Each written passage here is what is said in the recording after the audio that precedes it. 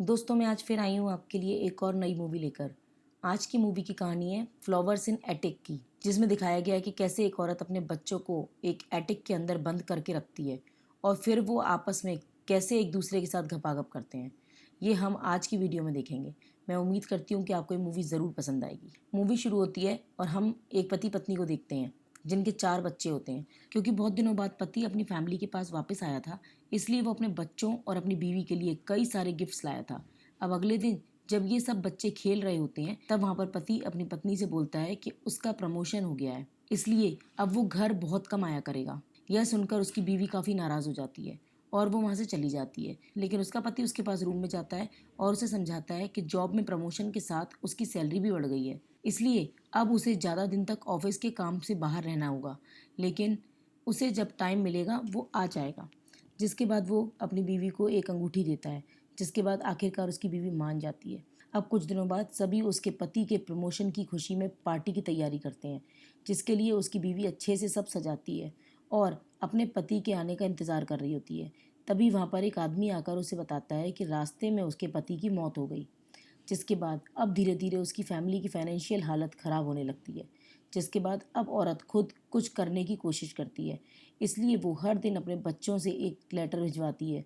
बहुत दिनों बाद एक दिन उस लेटर का जवाब आता है, जिससे वो बहुत खुश हो जाती है और वो अपने बच्चों को एक बात बताती है।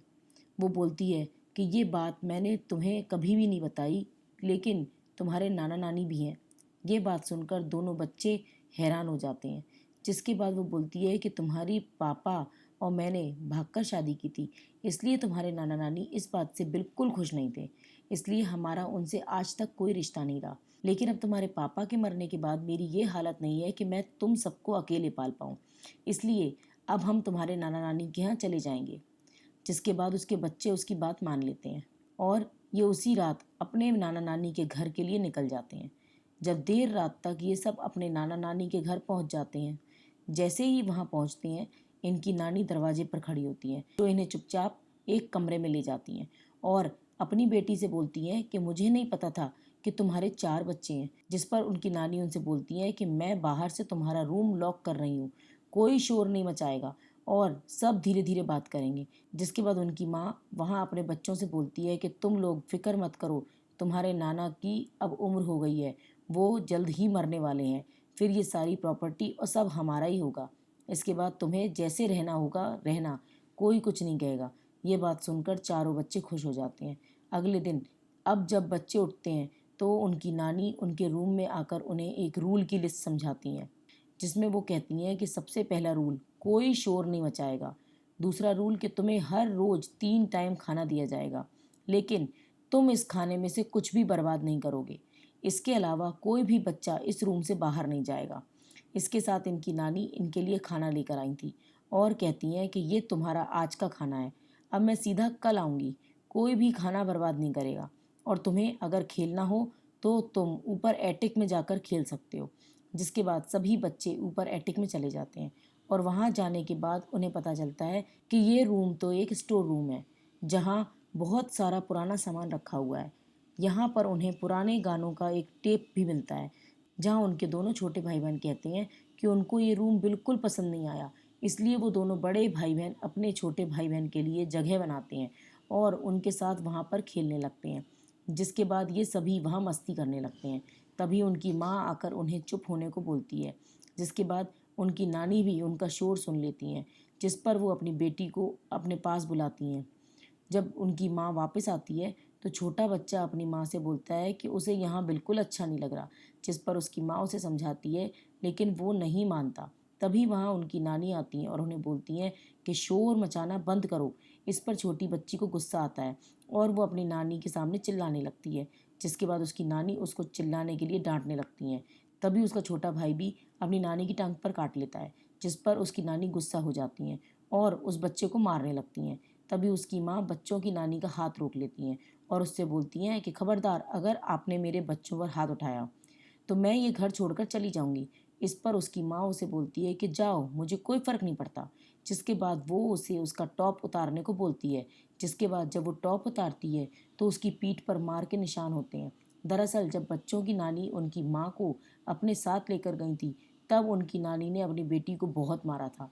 जिसके बाद उनकी नानी उन्हें कहती है कि अगर किसी ने भी आगे से कोई शोर मचाया तो सभी के साथ ऐसा ही करूँगी। इससे सब बच्चे डर जाते हैं। अब ऐसे ही कुछ दिन बीत जाते हैं और 1 महीने बाद उनकी माँ उन बच्चों से मिलने आती है। जब वो बच्चे अपनी माँ से पूछते हैं कि आप इतने दिन से कहाँ थीं, तो इस पर उनकी माँ उन्हें जवाब देती है कि वो अपने पापा यानी इनके नाना के साथ थीं और आजकल वो बहुत कुछ कर रही हैं जो उसका बचपन से सपना था। हॉर्स राइडिंग से लेकर बाहर घूमना सब कुछ। जिसके कुछ देर बाद उनकी माँ वहाँ से चली जाती है। जिस पर अब बच्चे आपस में बात करते हैं कि आखिर माँ को हुआ क्या। जिसके बाद जब नानी वहाँ आती हैं और उन बच्चों को डांट कर चली जाती हैं। इसके बाद कुछ दिनों बाद फिर से उनकी माँ वापस आती है और उन सब के लिए बहुत सारे कपड़े और खिलौने लाती है। जहाँ पर उसकी बड़ी बेटी उससे गुस्सा होती है। वो अपनी माँ से बोलती है कि उसे यहाँ से जाना है। जिस पर उसकी माँ उससे पूछती है कि क्या हुआ, तो उस पर वो उसे बताती है कि नानी ने पापा को शैतान बोला और हमें शैतान का बच्चा और हमें खूब सारा डांटा। जिस पर उनकी माँ उनको समझाती है कि नानी अभी भी उनकी भागकर की हुई शादी से नाराज हैं, इसलिए वो ऐसा बोलती हैं। लेकिन उसकी बड़ी बेटी उसकी बातों को नहीं मानती है और बार बार यहाँ से जाने की जिद करती है। जिस पर उसकी माँ उसे सच बताती है। वो अपने बच्चों से बोलती है कि यहाँ आने से पहले उसके पापा यानी इनके नाना ने एक शर्त रखी थी।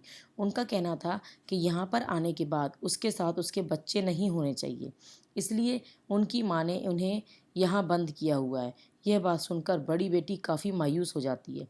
अब अगले दिन इनके घर पर एक पार्टी होने वाली थी जहाँ पर बहुत सारे मेहमान आने वाले थे, इसलिए उनकी माँ दोनों बड़े बच्चों को एक कैबिनेट में बंद कर देती है ताकि ये दोनों पार्टी देख पाएँ। अब पार्टी शुरू होती है और ये दोनों पहली बार अपने नाना को देखते हैं, जहाँ पर इनकी माँ जाकर अपने पापा को किस करती है और पापा अपनी बेटी को एक नेकलेस गिफ्ट करते हैं, जिसे पहनकर इनकी माँ अपने आप को मिरर में देखती है। जहाँ हम देखते हैं कि उसकी माँ ने ये सब देखा तो वो खुश नहीं होती है। अब कुछ देर बाद हम देखते हैं कि इन बच्चों की माँ एक आदमी के साथ अकेले में होती है, जहाँ वो दोनों किस करते हैं। यह करते हुए उनके दोनों बच्चे देख लेते हैं। जिसके बाद बड़ी बेटी एटिक में चली जाती है और बड़ा लड़का नीचे ही घूमता रहता है। जहाँ थोड़ी देर में इनकी माँ आती है, बड़ी बेटी से उसके भाई के बारे में पूछती है, लेकिन उसका बड़ा बेटा थोड़ी देर में वहाँ आ जाता है। जिस पर उसकी माँ उस पर बहुत गुस्सा करती है और वहाँ से चली जाती है। अब अगले दिन ये सुबह खाने पर बैठे होते हैं, जहाँ उनकी माँ उन्हें बताती है कि कल रात वाला आदमी उसके पीछे पड़ा है, लेकिन उसे कोई इंटरेस्ट नहीं है। जिसके बाद उसकी माँ चली जाती है। अब एक दिन उनकी माँ उनके लिए नए कपड़े लाती है, जिसमें से बड़ी बेटी नए कपड़े ट्राई करती है, लेकिन तभी वहाँ उसका भाई आ जाता है। जिसके बाद तभी वहाँ उनकी नानी आ जाती हैं, जो उन्हें वैसा देखकर उनके बारे में गलत गलत बोलने लगती हैं। जिसके बाद ये अपनी नानी को समझाने की कोशिश करते हैं, लेकिन इनकी नानी बड़ी बेटी को सज़ा देती हैं और सज़ा में उसको बाल काटने को कहती हैं, लेकिन वो वैसा नहीं करती। अब अगले दिन जब बड़ी बेटी उठती है तो वो देखती है कि उसके बालों पर किसी ने कोई केमिकल डाल दिया है, जिससे उसके बाल ख़राब हो गए हैं। जिसके बाद अब उन्हें बाल काटने ही पड़ते हैं। इसके बाद अब देखते ही देखते 5 महीने बीत जाते हैं और अब 5 महीने बाद इनकी माँ इनसे मिलने आती है, जो इन्हें आकर बताती है कि उसने उसी आदमी के साथ शादी कर ली है और वो 5 महीने से उसी आदमी के साथ हनीमून मना रही थी। यह सुनकर बड़ा बेटा बहुत ज़्यादा गुस्सा होता है। वो अपनी माँ से बोलता है कि आपके 4 बच्चे हैं, आपने फिर भी शादी क्यों की। इस पर उसकी माँ उसे बोलती है कि उसने जो कुछ भी किया वो उनके लिए ही किया है। ये कहकर वो वहाँ से चली जाती है। अब अगले दिन उनकी नानी सभी बच्चों के लिए डोनट्स लेकर आती हैं। बड़ी बेटी को डोनट पसंद आता है। तभी बड़ा बच्चा उसको बोलता है कि वो यहाँ से भाग जाएगा। यह सुनकर उसकी नानी को बहुत गुस्सा आता है, जिस पर वो उसे कोड़े से मारती हैं, जिसकी वजह से उसकी पीठ पर निशान आ जाते हैं। अब इसके बाद बड़ी बेटी अपने भाई की पीठ पर मरहम लगाती है और ये करते हुए ये दोनों इतने करीब आ जाते हैं कि दोनों के बीच किस शुरू हो जाता है और दोनों के बीच घपाघप हो जाता है। इसके बाद अगले दिन जब उनकी नानी कमरे में आती है तो वहाँ पर बड़ा लड़का अपनी नानी से सॉरी मांगता है और उससे बोलता है कि वो अब कभी ऐसे नहीं बोलेगा। जिसके बाद वो बड़ी चालाकी से अपनी नानी की मास्टर चाबी का छाप एक साबुन पर ले लेता है, जिसके बाद वो एक लकड़ी पर इसका निशान बनाता है। अब ये दोनों रोज़ धीरे धीरे अपनी नानी की तिजोरी से पैसे निकालने लगते हैं ताकि एक दिन ये यहाँ से भाग सकें। अब एक दिन बड़ा बेटा अपनी माँ को उसी आदमी को किस करते हुए देखता है। यह देखकर वो बहुत गुस्सा हो जाता है और वो अपने रूम में आ जाता है।